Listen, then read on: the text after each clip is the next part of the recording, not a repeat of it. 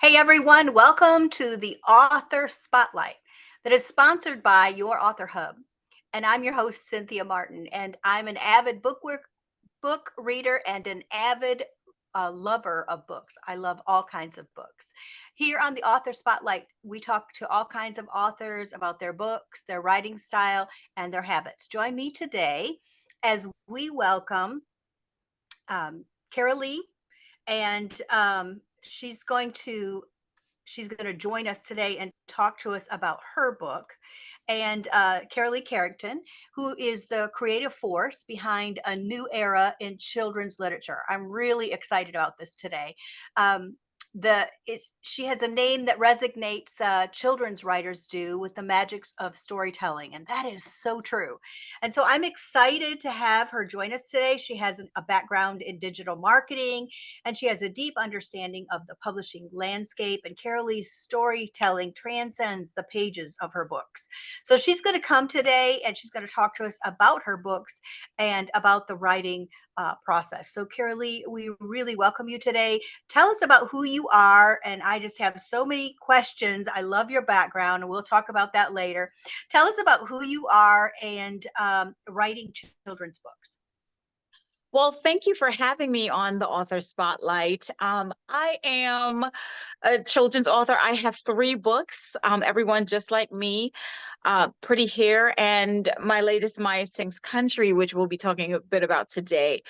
And well, I have been called the accidental author in my area. And, that's how I started out because I started out by accident. And now I have progressed into sort of a movement within children's literature. I am a mom of two boys. I was born in Jamaica, grew up in New York City, and now reside in Virginia, where I have for the past 15 years. So, I wouldn't say that I'm a world traveler, but I have been able to be in three different areas, and I have three different connections with how children grow up. So, um, I became an author out of necessity. For when I became a mother, my son came to me and said that, he was unfortunately told on the playground that he should only play with children of the same skin color. Oh, And I have a mixed background, and my mother, they would say that she could pass. And I asked my son, what color is grandma? And then he said peach because that's what they were taught at school. And I asked him, what color am I? And he said, I'm brown. And I said, so she's my mother. So if we can all be in the same family, we can definitely all play together. And my mother, who was a career educator, was actually a literacy coach at the time. And I, was trying with her to find a book that would be able to tell my son, that, we're all together. We should all play together. We're all one big, beautiful world. And I couldn't find that on his level. It seemed then that we were teaching more of the tolerance and inclusivity in middle school. And him being in kindergarten at the time, um, not being able to find a book that related to him, my mom said, if you can't find it, write it. And my mom has been pushing me to write ever since I was young, write and publish. I had been writing and publishing poetry. I'd even tried my hand at playwriting and screenwriting at well earlier, and I did some plays, but I never thought of going into children's to be a children's author. I didn't want to publish really because I heard of the stories with J.K. Rowling and other authors who had gotten great works, but they sat on bookshelves for years. And that was not something that I felt that I wanted to be a part of my story.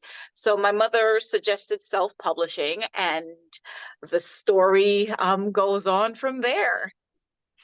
Wow, Carrie Lee, you said so much there that I just want to unpack a bunch of it. I love what you've said. Number one, from Jamaica to New York, what a culture shock.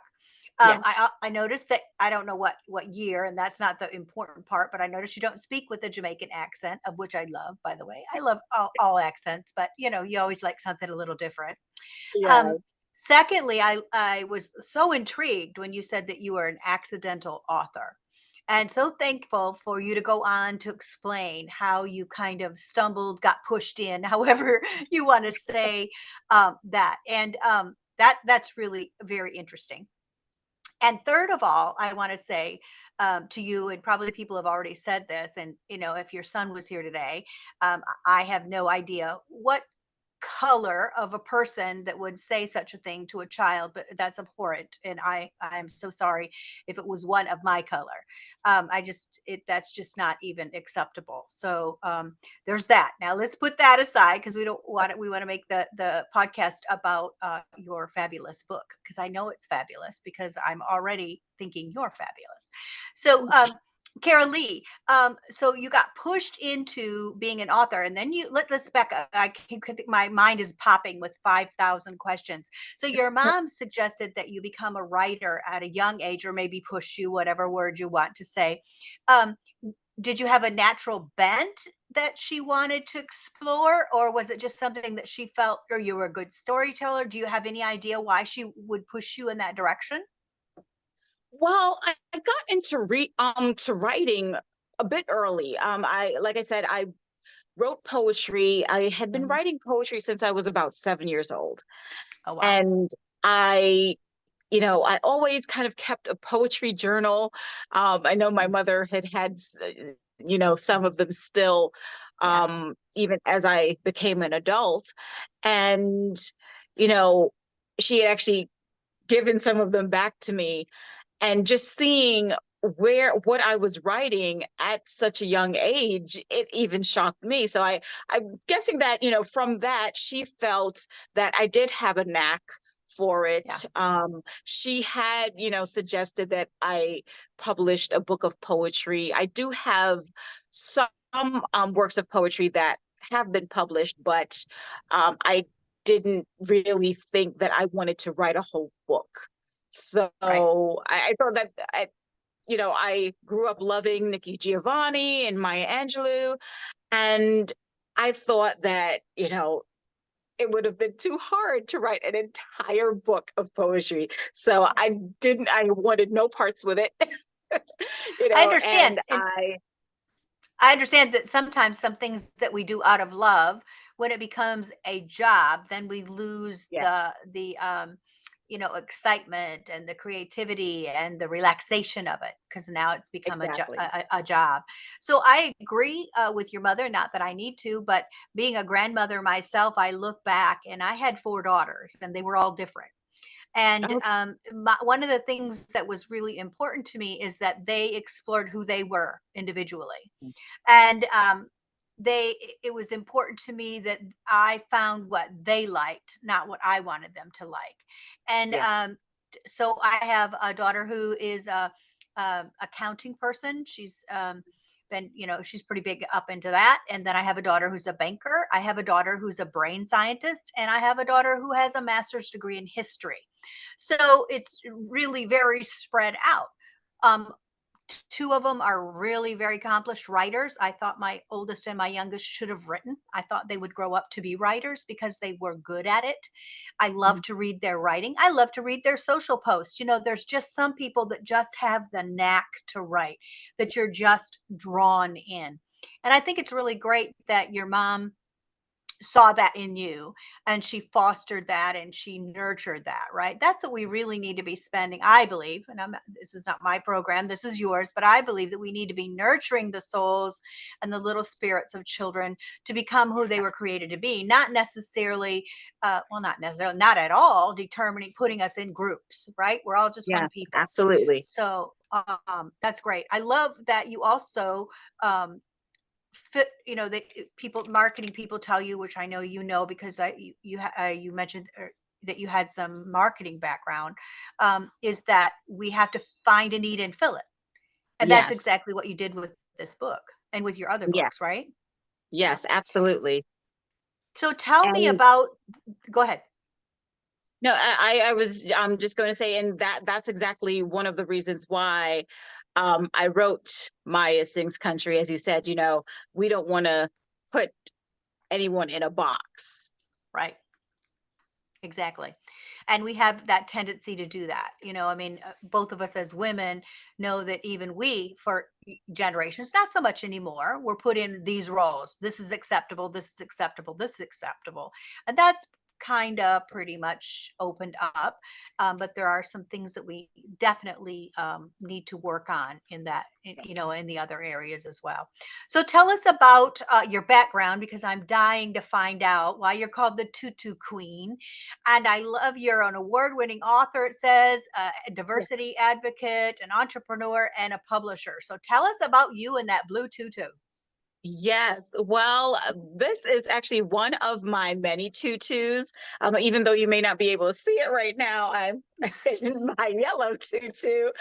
I have a bit over 30 now, which in having all boys, I have two boys. They're just like, okay, mom, this is an obsession, but they understand that I am the tutu queen. And I created this persona because I didn't want to. I started going to author visits with my first book, and I would stand in front of my closet, and I'm just like, okay, I have nothing to wear, because I didn't want to just go as a mom. I didn't want to, go and do an author visit in a business suit. So I thought, I actually had at that time one tutu. I had a black tutu, which I had used for a photo shoot. And I was like, you know what? It would be good to, have something that would be colorful and related to kids. So I ordered a bunch of tutus. And now I have tutus in all lengths, and that's what I put on when I go out and I speak about my book, or have a story time or an author visit. And of course, kids gravitate to the tutus. I have them in all different colors, and it just really, I would say it brings me to life as an author, especially as a children's author, to be able to go and be this tutu queen, as I've now been called since, uh, I I was going everywhere in these tutus, and people would ask me about the tutus, and I said, you know what, I'm the tutu queen. Yeah. What a in-person business card, really. I mean, Yes, from a yes, marketing absolutely. standpoint, it's brilliant. It's absolutely Yeah, brilliant. And with having two boys, you got to have some femininity in your house, right? exactly. So you're celebrating all parts of that. And it's exciting because I have granddaughters and they love their tutus. And I have a granddaughter who would wear a dress every day if she could. She lives in the north Yes. and she goes outside for recess and she still wants to wear a dress and then just bring pants. She loves her Uh-huh. femininity, and I think that's fabulous. So you started out with a tutu, and I can see how that would attract children. I mean, it Yeah, attracts me. I must be a child at heart. I just think that is so, so, we so all fabulous. are. Yeah, well, yeah, parts of us for sure. We can explore that. So, why did you choose? You kind of talked about you were the accidental author, and you got in and you did the a book about differences. I assume that's what it was about. How did you move into Maya Sings Country, and what is it about? Well, especially with my first book and getting into the children's literature genre, I saw that there was that lack of diversity in children's literature. And, I wrote everyone just like me to celebrate differences, and pretty hair to help girls to realize that their differences are and their uniqueness is what makes them Yep. great. And then I thought, because one thing that I want my books to do is to unite and not divide. Yeah. And Maya Sings Country, I thought of the stereotypes that children are given. We get it from our families, we get it from media. And one thing I remembered was when I was growing up, I was big into Dolly Parton and Kenny Rogers and Billy Ray Cyrus. I actually loved country music, and I'm a big fan of the Dixie Chicks still. And I was hearing that, not that's not the genre that people of color should be wanting to record or listen to. And of course, I knew of a few Black country artists, but of course, there aren't that many that are making it to mainstream. Right. And I thought, this would be a good topic to be able to uh, bring in to, the culture and the genre, because, and growing up, of course, finding a book with a person of color on it, it was mainly about civil rights or slavery. And it wasn't about just regular normal things. And I thought that this would be, something normal that would be able to kind of break the stereotype and really teach children, all children, that it doesn't matter what you're told. If there's something, if that's living within you, if there's a passion living within you, you don't need to conform to a box. Yeah. It's kind of like, even with me and my shirt, I'm jumping out on out of a book. We need to jump out of the box and celebrate the things that we love. And Yeah. that's how it came about with Maya Sings Country. That's great. I think it's very important that we celebrate our differences, not our sameness. Um, Yes. we're all made different on purpose, I believe, and that we each have unique uh, contributions to give. And we Absolutely. tend to like to put these people, well, people in general, these people, I don't know who these people are, Mhm. but we have a Yes. tendency to put people in boxes, and it's so wrong. And so I Yes. so celebrate what you're doing, and the purpose of for which you got started. And what did you dream about when you were a little girl that you were going to grow up to be? Apparently, it wasn't an author. What was it you were going to be? You know, um, I went down different paths.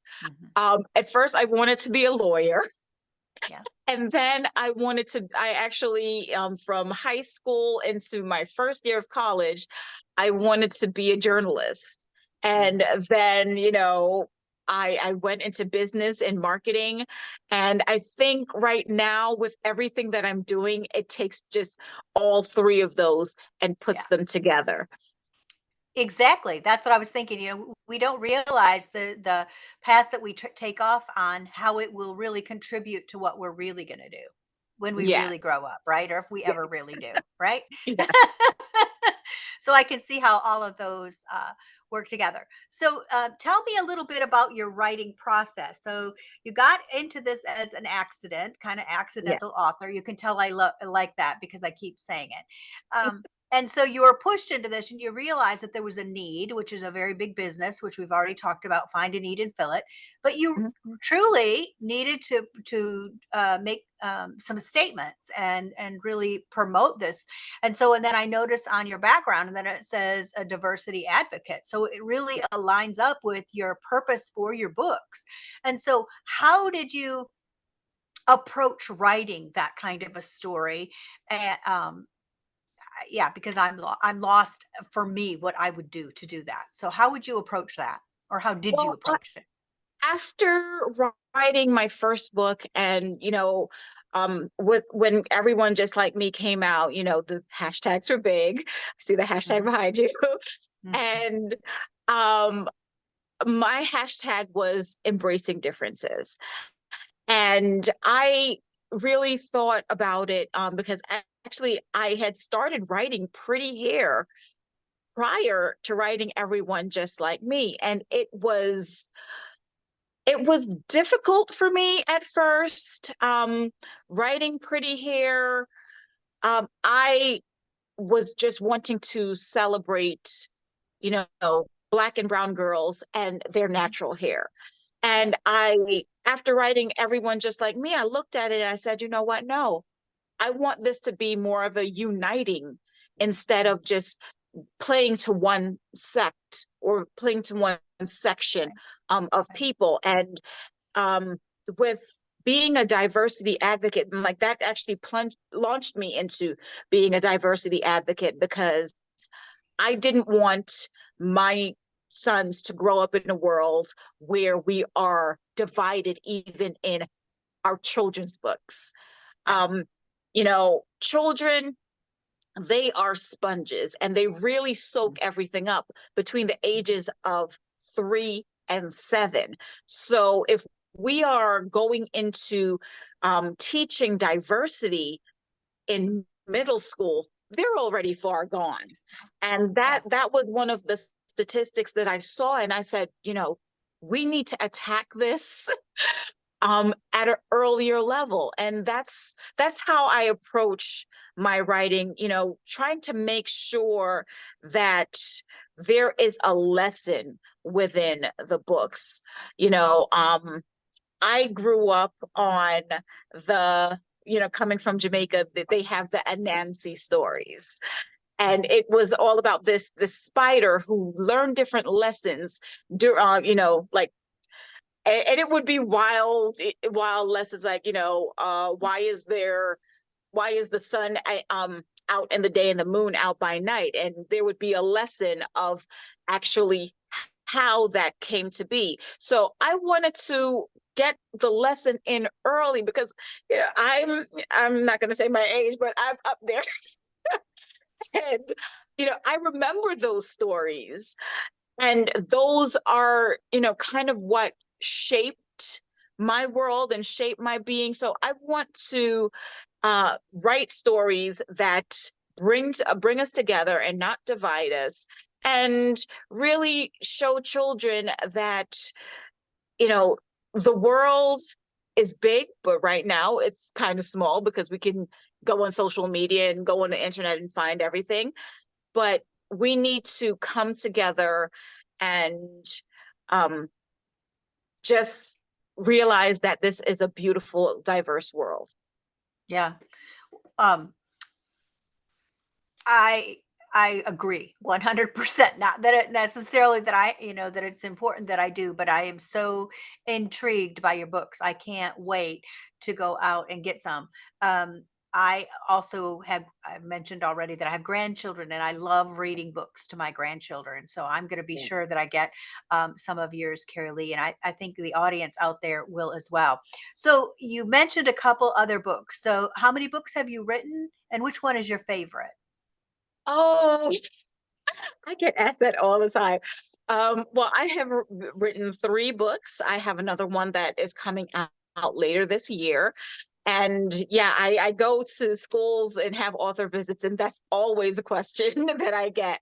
And I answer it just like, even my mother would have answered it. It's like they're all your children, and you can't pick one favorite. But I will say that Everyone Just Like Me holds a special place in my heart because it was inspired by my son Juan, and of course it was my first book that really got me rolling into this genre and this world, and it has really created such a fulfilling thing for me to be able to share books with children, share lessons with children, and to advocate for diverse literature and diverse books in children's literature. Right. What part, yeah, you may have already mentioned this when you were talking about Pretty Hair. What part of of a book or your books in general are the hardest part for you to write? Because you had mentioned with Pretty Hair that you were Mhm. doing of brown colored hair, and then I assume later on you added other colors of hair, or what skin or whatever. But so Yes. what was that the realization? Was that one of your harder parts or something that you know, an aha moment, or talk about that a little bit? Well, I think, you know, and, I speak to authors all the time in finding out what their mission or their Mhm. reasoning behind writing was. And I think it's all about finding your purpose. Once I got the realization that I want to write books that bring us together, that helps children to realize their differences and embrace the differences of themselves and others. My purpose sprang forth from that, and it became easier. Um, it was a no-brainer after writing Everyone Just Like Me that Yeah, yes, pretty hair isn't just going to be about one culture of hair, but it needs to be celebrated by all. yeah. And pretty hair was actually listed as one of 8 books by a newspaper or magazine here in Northern Virginia that women should also read. And I, Mm. I Yeah, find that I take that as a badge of honor because, yeah. of course, we want children to be able to read these books, but when adults are able to gain lessons from that as well, that just is it's a cherry on the top of a sundae. Yeah, and you know, that is so true. And you don't know about my background. I don't know about your background other than the questions I've asked because we just Yeah. met. But my husband and I are ministers, and so when we Oh, encounter someone who wants to know something about the Bible or something, we will we will suggest that they go and get a children's Bible because it'll get to the point of the story and then they can yeah. go deeper later. And I love children's books for that reason because they bring out the lesson in less words. And Yes. it's of course we like the pictures too. Am very much a child apparently, but I think that's so valuable.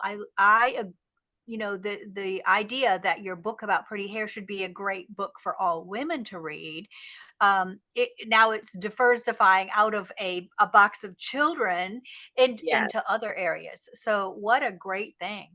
I also love that you pointed out for the authors that are listening the value of knowing your why. Mhm. When we know our why, I think there's a great quote about that, right? The most important days are the day we're born and the day we know why.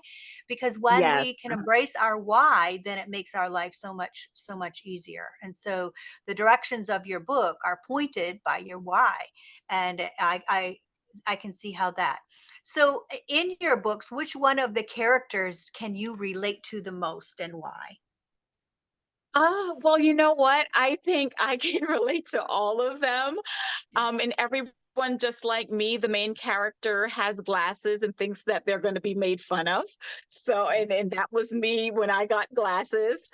Yeah. In Pretty Hair, one of uh, actually the catalyst kind of behind it, what well actually in the end, yes, and not to really give it away, but in the end, the little African American girl, her mother braids her hair into a crown.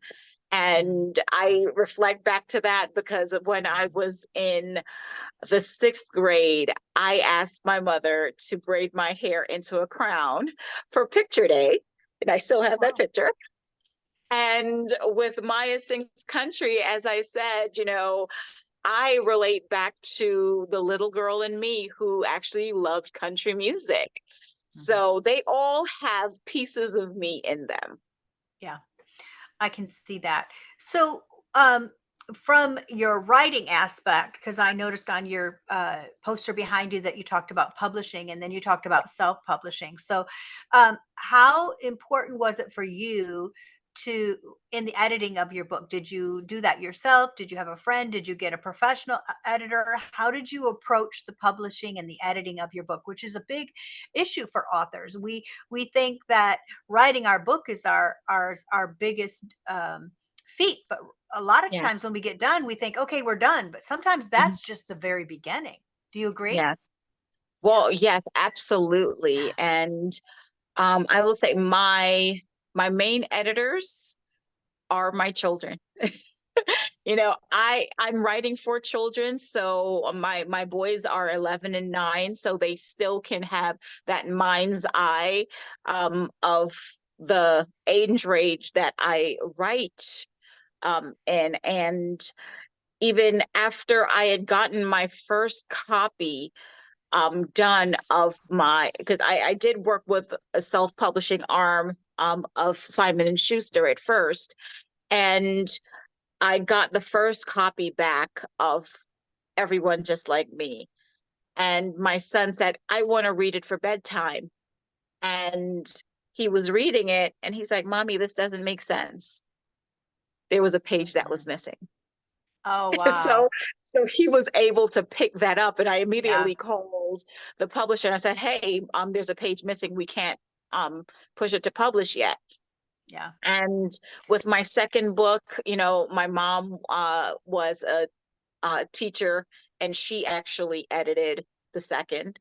And again, with Maya Sings Country, I wrote it, reread it myself several times, and turned it over to my son, who said he gave the green light before we went ahead to publish with that. And yeah, they are my sounding boards for all of the books that I write.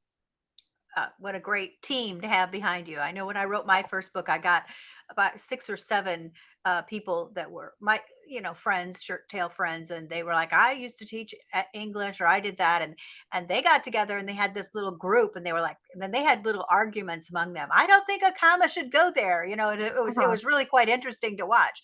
But I grew up very low in education. I'd done most of my education myself, and so I have weaknesses in areas, and I knew punctuation and sentence structure tend to be really poor for me. And so I needed some really, big help, but I didn't hire a professional editor. And I've always wondered, should I or should I not have? And so there's always a big Yeah. debate. You have to be happy with your product, right? I think Yes, that's yes, important. absolutely. Yeah. So, how did you come up with, as we were talking about the writing process, and we get done and we think we're done? Well, now we have to publish it, and so on and so forth. I'm assuming that you have illustrations. How Yeah. did you come up with your cover and all the different aspects of the things that we have to do after we've written our book? Well, I did work with the illustration department for the self-publishing arm of Simon and Schuster that I worked with at first with my first 3 books, with going Mhm. all the way up to My Sings Country. And I went through and gave them the visuals of what I saw in my mind. And they went ahead and illustrated that. But for my upcoming book, I actually went out and found the illustrator myself. And that was definitely taxing because you want to Mhm. find someone that um, can know your vision and Yeah. really get that vision on paper. Mhm. So with that, it's going in, like I said, going and finding the right people and making sure that they understand your vision. Yeah, understanding your heart and where you're coming from. Exactly. Yeah. So let's talk about the technical aspects a little bit. So when you write, do you just write anywhere? Do you like go in and shut yourself in and you write until you're done, or do you write a few hours? Everybody has a different system. How does yours work? Well, my favorite system is having my phone with me. I love, whenever I get an idea that I can just grab my phone and jot it down. My phone is always with me and I make sure that I Mhm. have my files together and everything. So right now I am writing about 3 other books at the same Okay. time. And whenever an idea comes, I know that I can get to my files um, through the internet, through Mhm. my phone, and Yeah. I just jot it down. And sometimes I intentionally, like if I have a down moment, I will intentionally go and see, okay, can I go ahead and write something now for a particular book? right. Um, th- how people have written has really progressed because of Yes. technology. Um, Yes. I do the same thing when I'm doing teaching and that sort of thing. I have files on subjects. So if I find a great quote, I find a great story, then I can put it, oh, that will work really well when I'm teaching on this. And so then it's easier when you sit down to write something out because, or to create something because you've already got some pieces to pull together. That's interesting. I hadn't even thought about the differences of now having electronics like our phone. I pull out of the driveway and I panic if I don't have my phone. I pull back in Yes. I can't go to the store. We're only 3 blocks from it without my phone. Sometimes I Uh-huh. think I should just leave it to just see if I could actually make it. So you said you had another book in process. How do you Yeah. see this playing out? Well, this one is definitely it's a Thanksgiving book, and it's about, how families come together for Thanksgiving. So that is, one topic that we don't really have too many children's books about. So I That's true. really wanted to tackle that. How do you are you in when you said you went out and did your author visits? I think that's what you called Yes. them. Do you go to local libraries, to local schools? How did you get involved in that? Because that's really interesting. I think that's a great idea. Well, yes, of course, with my mom, being a teacher, that was something that I knew about. And with her being a literacy coach, she was Mm. the person that would bring in different authors. So that's how I knew about that process. But now I have been, actually being asked to go everywhere. I have done story times at libraries and even. Um, Actually, I just came back from a visit at a local college, speaking about diversity in literature Yeah. to up and coming teachers. So, you know, being a diversity advocate and as well as a children's author, it has opened the door for me to be able to go to schools, go to libraries, and also go to in front of different organizations and colleges to be able to speak about the diversity in children's literature. Right. Carrie Lee, I just have one or two more questions. We're sadly running out of time, but I want you to tell a little bit about your website. It's readwithcarylee.org. And so that Yeah. would be spelling out read, READ, with WITH, Carrie Lee, CARYLEE.org. I Yes. think it's real important sometimes we spell those things out because people get their letters messed up, and I wonder with a black slash. But Mhm. read with carylee.org. Believe me, I'm going to go over there and check out her website. I'm going to be getting some books to read to my grandchildren. That will be sure. Yeah. So, what Thank would you. you say, Carrie Lee, to maybe an aspiring author? Have you found yourself in that place? I mean, you just kind of mentioned going to the colleges.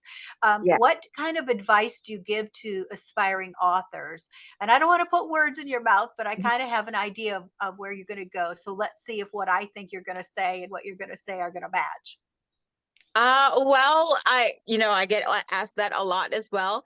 Mhm. And the one thing that I would say that I usually say is keep going, you Mhm. know, not quitting, not giving up on yourself. If you're going, if you're trying to go the traditional route and you're getting, Mhm. you know, red tape or doors closed in your face, you can always go to self-publishing. If you believe in your Right. work, you have to get it out. Mhm. And, Yeah. if you may not think that what you have to say may help someone, but you never know if you don't Yeah. get it out. Yeah, the power of story, right? And Yeah. right along exactly what you said, knowing your why and then Yeah. going for it. And we Yes, have a absolutely. fallacy idea that when we publish with a publisher, they're going to go out and do all these things for promotion, and they don't. No, So you end up having to do the same thing whether you publish with them or whether you publish on your own. People don't really understand that exactly. and they don't see it. Yeah. So, and Exactly, exactly. Well, Carrie Lee, it's been a delight. I have really enjoyed today. I am excited about children's books and I love your topic. I think it's fabulous. Thank And you. like I said, I'm going to go over to your website and check those books out because I love reading books to my grandchildren. I believe very heavily in the power of reading and helping Yes, children to become who they're supposed to be. Not the mold that I want them to be, but the mold that they're supposed to be, right? And letting them yes, explore and think about different ideas. And we can all change the world if we'll just step up and be who we are and be kind to one another to allow other people to be who they are as well and celebrate absolutely. that we're not alike. I love meeting people who are not like me. I like meeting people who are different than I am. And so I think that's really important because it really adds to our own life to see things from a different view. So thank you. If I had a hat, I'd take it Yay. off to you and say thank you for the great work that you're doing. Thank you And so much. I'm celebrating the tutu queen today and I'm really going to enjoy that. As you can see, I keep smiling, thinking about that, thinking, wow, what a fabulous idea. So, anyway, to our audience, we are out of time today. I hope you've enjoyed this short talk. It certainly wasn't long enough with Carrie Lee today. And we want you to go out and get the book. Again, it's at her website, readwithcarylee.org, and you spell that all out. Go over there and check out her books. I've enjoyed talking to her. We want to thank her for coming on today. We want to thank our sponsor, yourauthorhub.com, for helping us make this podcast and interview happen. Before we go, again, I know I've mentioned it, but it's really important that you be sure to go over there and check out her website and grab some of her books. And for all of you that are faithful to watch the Author Spotlight, we will see you next time and at the next online, whether you see us audio or video. And have a blessed day. Bye bye now.